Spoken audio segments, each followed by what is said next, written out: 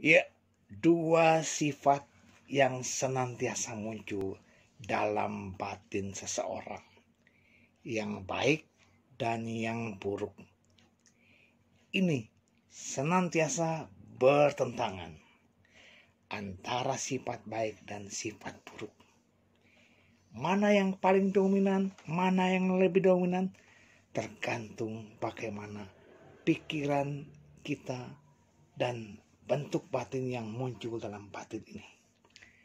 Bapak Ibu sobat muda, ketika cinta kasih, ketika meta atau maitri muncul, batin mengharapkan semua makhluk berbahagia.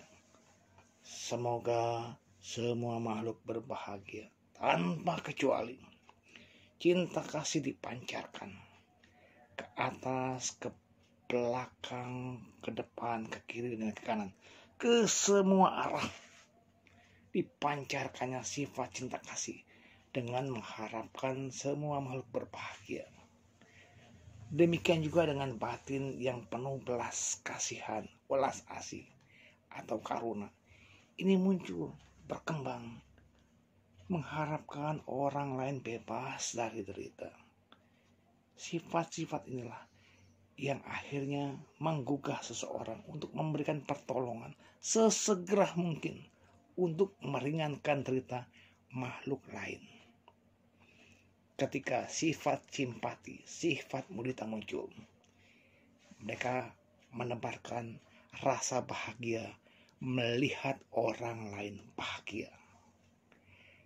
Ketika sifat UPK muncul, ketenangan batin, keseimbangan batin, derita bahagia diterima sebagai buah karmanya dengan batin yang seimbang.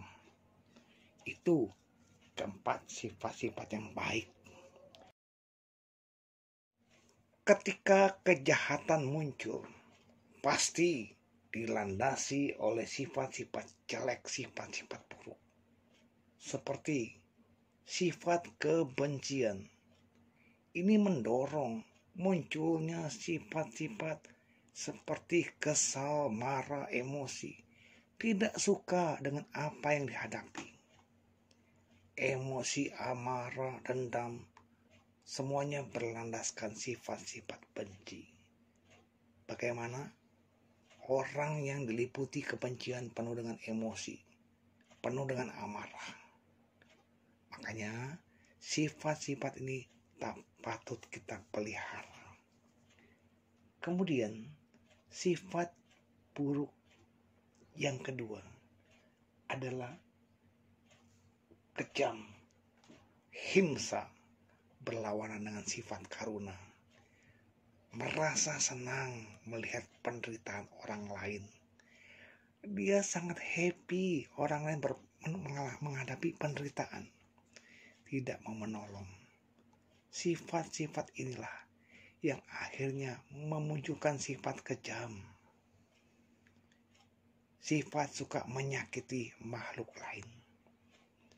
Lalu yang ketiga, sifat iri hati atau irsia.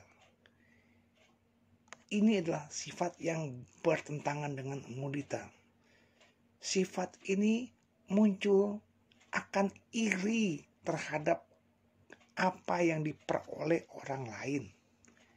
Orang lain memperoleh kebahagiaan, dia iri hati. Kemudian kebodohan batin. Ini adalah sifat yang mendasari semua kejahatan lainnya.